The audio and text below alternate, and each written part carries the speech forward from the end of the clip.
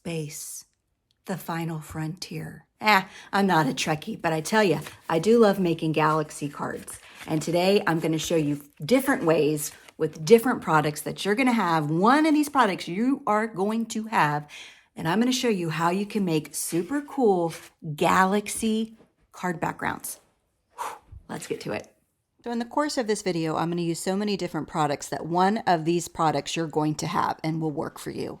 So first up, I'm going to use some white embossing paste. Now, many different companies carry white embossing paste. There's also different variations of embossing paste. You can get colored, you can get textured, blah, blah, blah.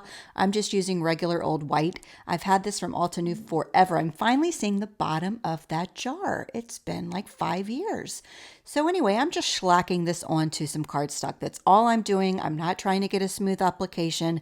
The more bumpy it looks, the better it's going to look once it's dry. And I'm just going to do this twice. I'll do the second one off camera, but that's all I'm going to do for now. And I'm going to let it dry. It probably took a couple hours because that's a pretty thick application of that paste. But let's go ahead and use some distressed spray stains. I've had these forever. I'm just going to use 2 colors, blue and pink. And that's going to give me 4 colors total, because when you mix blue and pink, you get purple. But then the more I add, I even get this like dark chip sapphire looking color. So 2 colors, you get all these beautiful variations of color. Let it dry and bada bang, bada boom. You are going to have a beautiful background that looks like a galaxy. And what I love about the paste is it creates all those dents and lifts and peaks, which is just so cool. Great texture for galaxies. Now let's go ahead and do watercolor on the same kind of background that I made before, where I just shellacked a whole bunch of embossing paste right over the top. So I found that watercolor really takes to the paste. It's a little lighter when I put it down on the paste versus paper, but it takes the watercolor very well, which I was surprising to find. I discovered something here. This is pretty cool.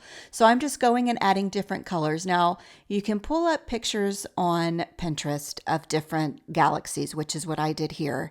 And I'm just pulling in different colors. You know, you can have a galaxy that's basically just black and white, black and purple. You can add in different colors of like the Milky Way, which is purples. And you can add in, you know, some of the northern lights. I mean, the galaxy is whatever you want it to be, okay? It doesn't have to be just, you know, black with stars. I say have fun. Add different colors that you typically wouldn't put together, like orange and blue. I wouldn't typically put together, because when you mix those 2 colors together, because they sit across from each other on the color wheel, they kind of turn to a brown. But in essence, when I just kept playing around, I discovered that I liked how it looked. So it actually dries a lot faster on this paste than it would if you were just painting onto watercolored paper as well. So you can take a heat tool and dry it quickly, which is kind of what I do here, because I don't have the patience to literally watch paint dry. But anyway, I'm just going in and having a whole bunch of fun. Now this looks like a hot mess right now, but as you keep building up the colors and you keep adding this and that, you'll find that you'll end up eventually coming out with something that you like. The downfall of watercolor is you kind of never know when to stop. So basically, when you get the look that you like, stop in the name of love. Just stop, right? So here I went in and put a little bit of yellow. I ended up not liking that. So I thought I caught this on camera, but I didn't. I ended up going over, once the yellow was dry, I went over most of that yellow with pink. So you'll see the finished results in just a minute. But basically, just do what you want. Flick on some colors. Just wait and see how it turns out once it's dry. So here, it's dry, like poof. So now I'm just adding a little bit of this, I don't know what color this is, like creamy beige, whatever, I don't know. Just to tie everything in together. And when I was done, I get this beautiful look. And still some of that yellow is peeking out, but I prefer the pink there. So just play around and have fun. Ugh, boo, scary. This is me when I woke up, and this is before I do my skincare routine, and this is me afterwards and when I put a brush to my hair. Thank you, Proven, for sponsoring today's video.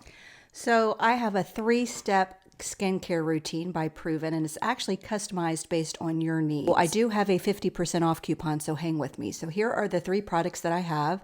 It's a cleanser, a daily moisturizer, and a night cream. So first, I just wash my face very quickly, and then I dry it, then I put on the day cleanser, and at night I wash my face and put on the night cleanser. And it's just that easy, but it's customized based on your needs. So what you'll do is take a quiz, and the quiz is actually pretty in-depth. It asks about your dietary needs, how your stress level is, how you sleep, what zip code you live in, because it takes into consideration the air quality of where you live. So my concerns are wrinkles and dark spots. I have lots of dark spots from being stupid when I was younger and going out in the sun. So that's why I looked into this brand, and I've been using it for a while, and I'll tell you, my dark spots are lightened and my forehead wrinkles are not as obvious. So I do have a 50% off coupon for you. It is Laurel99, and you'll get your first personalized, customized, proven system for just $99. Now, you got a crayon? All you need is a white crayon, right? Took this from my kids' room. And I'm just going in and dabbing. It's a dirty crayon too. It's like not even clean. So I'm just going in and adding little marks, adding little shapes. This is going to create the background of your card, like the stars. You can mask paper and put, mask glue down some temporary glue down some stars and all that stuff. But that is time consuming and I am lazy. So all I'm doing here is adding some different shapes with a Crayola white crayon. Then I'll go in and add some sprays. So I'm kind of taking this picture as inspiration. I just love all those colors.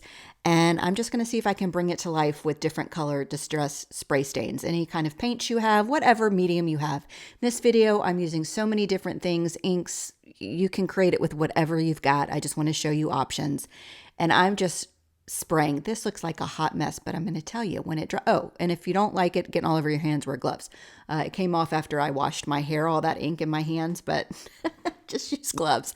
And I'm spraying on some of this Dina Wakley gloss spray. It's that white thing. I basically just dipped my paintbrush into the container and flicked on some paint. And that's going to look like stars. You can use gouache if you have gouache. Any kind of paint that will sit on top of your paper is key. And then you've got this beautiful background.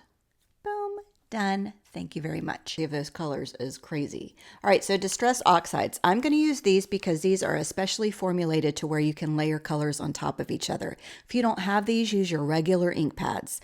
Just be careful about what colors you're blending together. If you've got a color wheel, look at your color wheel. Colors that sit across from each other, if they blend together, they usually turn to some kind of mud. They cancel each other out. So since I'm using oxides, they're formulated. I'm no chemist, so whatever. I just don't know how they work. I just like what they do. So once they're completely dry, you can end up layering colors on top of each other. So I can layer an orange on top of a blue, and it's not going to turn to mud. You're going to actually see the orange, and you're going to actually see the blue. So that's why I'm doing this. You just have to make sure that you give it time for the ink to dry. I'm going to use a heat tool, but you can sit there and watch it dry if you want, or zap it with a heat tool. And then I'm just going to continue to add colors until I like the way it looks. Now, oxides leave this chalky kind of muted finish. So if you don't like that, you're not going to like the oxides. But I like how they layer.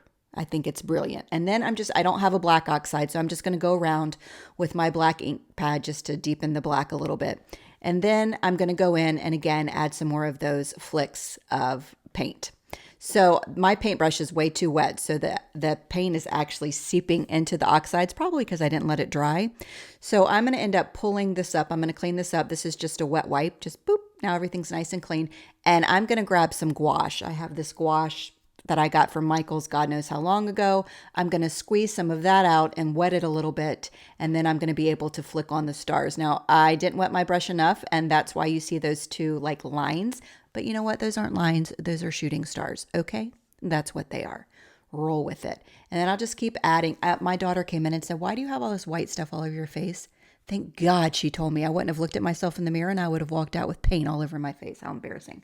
But here's another way that you can create a galaxy background. So whether you have pastes, sprays, inks, you can create galaxy backgrounds. Now, what do you do with these backgrounds? Well, you turn them into cards, of course. And if you have a magic mug, that will make pulling together your cards very easy. So be sure to check out this video if you haven't already seen it. And I will see you again very soon for my next video. Thanks for watching.